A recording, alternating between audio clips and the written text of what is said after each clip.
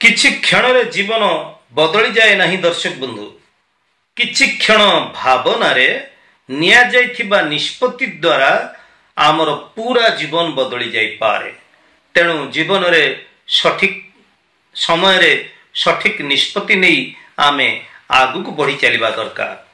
नमस्कार दर्शक बंधु, मु ज्योतिर्विद सुधीर स्वागत जनाऊँ मोर आज स्वतंत्र उपस्थापना को मेष राशि व्यक्ति विशेष केमिति कटिब 2025 मसीहा वर्ष 2025 आम पई कौन आनी दउछि प्रभाव। आमर स्वास्थ्य शिक्षा आमर चाकरी वृत्ति कथा व्यवसाय वाणिज्य आर्थिक अवस्था पारिवारिक दाम्पत्य जीवन भूमि संपत्ति वाहन आदि ए वर्ष आम प्राप्त हो पारिबा कि नहीं, एभली अनेक गुड़े महत्वपूर्ण तथा गुरुत्वपूर्ण प्रसंग उपरे मु भविष्यवाणी करने जाऊँगी। दर्शक बंधु, मेष राशि केमिति कटिब 2025 मसीहा ज्योतिष वास्तु एवं धर्म विषयक मोर ऐतिहासिक चैनल को जदि आप नुआकर विजिट करिसेंती ताले निश्चित भाव में नुआ नुआ वीडियो पाइबा आप सब्सक्राइब टे करंतु, लाइक करंतु एवं मोर वीडियो को आपण मानकर प्रिय परिजन मानक बहुल परिमाण में शेयर मध्य करंतु। 2025 मसीहार ग्रहावस्थिति को जदि आम लक्ष्य करिबा, वृष राशि रे बृहस्पति, मकर रे शुक्र, कर्कट रे मंगल, कन्या रे केतु, बिछा रे बुध, धनु रे रवि, कुंभ रे शनि, मीन रे राहु एभली ग्रह गुड़िक अवस्थान करिथिबा बेले आमर नुआ वर्ष आरंभ होबाक जाउछि 2025 मसीहा। तेबे आमर ए जो इंग्राजी नूतन वर्ष आरंभ होबाक जाउछि ए समय रे ग्रह अवस्थिति कथा मु कहिली। तेबे ए ग्रह गुड़ी वर्ष तमाम गोटे राशि रु आ गोटे राशि को भ्रमणशील अवस्था रहिबे। तेणु ग्रह मानकर गोचरीय भ्रमण को आखि आगे रखी मु प्रस्तुत करिछि आपण मानक पई एई भविष्यवाणी। आसंतु प्रथमे मेष राशि आपणकर जानिबा स्वास्थ्य केमिति रहइबो। मेष राशि व्यक्ति विशेष आपणकर गला वर्षरु अर्थात 2024 मसीहा स्वास्थ्य जनित समस्या छोट मोट समस्या आपणकर लागी रहिथिबार आमे जानुछे। तेबे ये जे छोट मोट स्वास्थ्य जनित समस्या आपणकर लागी रहिछि एहा मार्च मास पर्यंत आपणकर रहिबो। तेबे मार्च परे शनि जेतेबेले आमर द्वादश भाव को आसी जिबे, आमर 7.5 रो प्रारंभ होई जिवो, सेतेबेले मार्च ठारू वर्ष शेष जाए आमको स्वास्थ्य सचेतन आउरी हबाकू पड़िबो। साधारणतः आमर थंडा, आलस्य, उदरजनित समस्या एवं आमर अस्थिजनित जंत्रणा एगुड़िक आमर लागी रहिबार आमे अनुमान करुछे।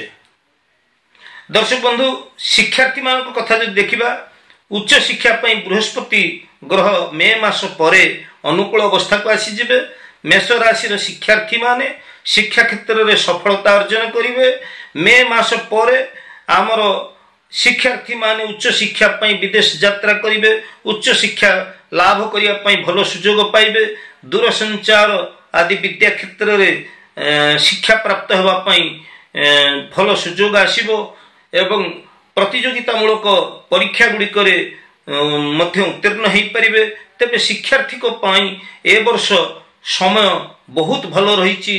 2025 मसीहाटी विद्यार्थी मानक पाई बेस भलो रही। तेबे एठी गोटे कथा मु आपन को कहिबाकू चाहिबी जे स्वास्थ्य को आपण टिके जगी रखी चलंतु। स्वास्थ्य हुए तो आपणकर शिक्षा क्षेत्र को प्रभावित करि पारे। विद्या अध्ययन पाई स्वास्थ्य जनित समस्या हुए तो आपण को टिके अड़ुआरे पकई पारे। ये तो थिला शिक्षार्थी मानकर कथा। जदि आमे देखिबा हमर वाणिज्य व्यवसाय हमर चाकरी वृत्ति कथा, तेबे मार्च मास मध्य रे वर्ष आरंभ रु मार्च मास मध्य रे चाकरी आसे प्रार्थी माने निश्चित भाव में सरकारी हो बा बेसरकारी स्तर रे हो कर्म नियुक्ति पाई परिबे एवं जो माने चाकरी करिसंती से माने मध्य भल प्रभाव तांकर चाकरी क्षेत्र रे प्रशंसनीय हो पारिबे प्रशंसा भाजन हो पारिबे। तबे मे मास परे आपण को अधिक परिश्रम द्वारा ही आपण को सफलता प्राप्त हबो। तेबे नूतन कर्म वृत्ति ए वर्ष पाई परिबे जो माने चाहूचंती कर्म वृत्ति पाइबा पई आशायी जो माने अछंती निश्चित भाव में ए वर्ष कर्म वृत्ति टी पाई परिबे।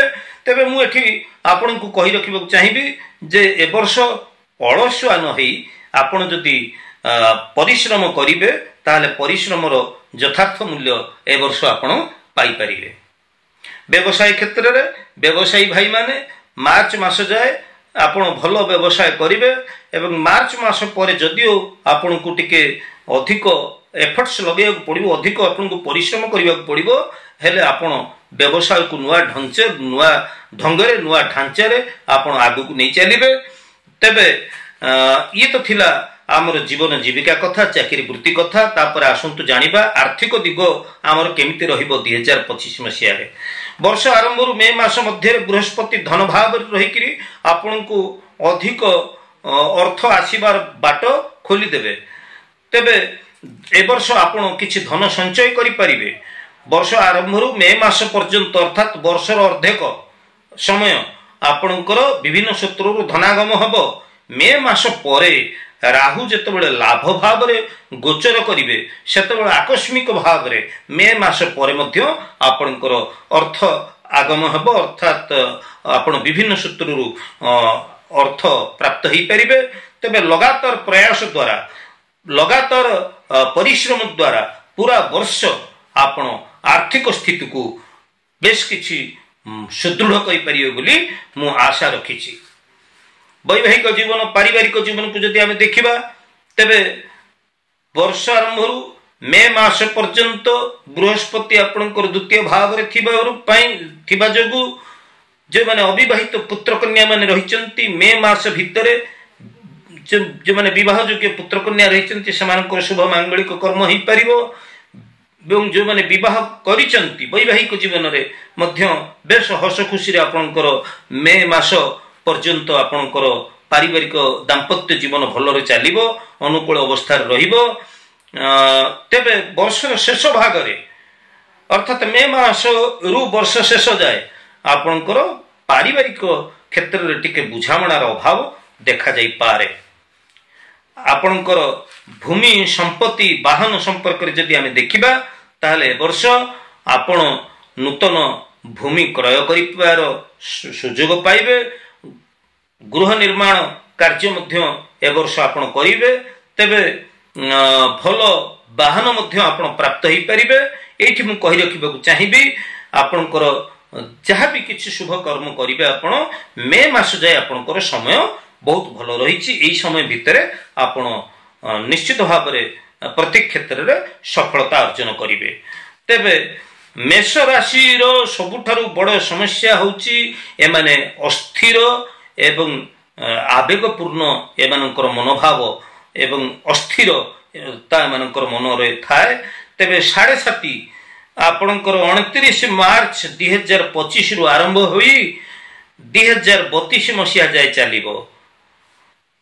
मन रखंतु मेष राशि व्यक्ति विशेष 7.5 आपणकर 29 मार्च 2025 रु आरंभ होई 2032 मसिया पर्यंत चलिबो। प्रत्येक शनिवार आपण सुंदराकांड पाठ करंतु। गुरुवार दिन आपण मंदिर को जाई श्रद्धार सहित विष्णु मंदिर रे लडू भोग लगे दियंतु एवं ए प्रसाद को आपण टिके वितरण करंतु। मां दुर्गांकर मंत्र जप करंतु। यह द्वारा आपनकर सकल ग्रह रिष्ट शांत होई ए 2025 मसियाटी आपनको पई सुख समृद्धिपूर्ण वर्ष हे आसीबो। तेबे दर्शक बंधु मोर आज उपस्थापनाटी आपको केमती लगिला ये भविष्यवाणी 2025 मसीहा आपण माने निश्चित भाव में अनुभव करें मोर भविष्यवाणी सत्यता केते। तेज आज तो समय ही दर्शक बंधु परवर्ती अध्याय आम पुणी देखा हवा से पर्यंत मत विदाय दिंतु ज्योतिर्विद सुधीर जय जगन्नाथ।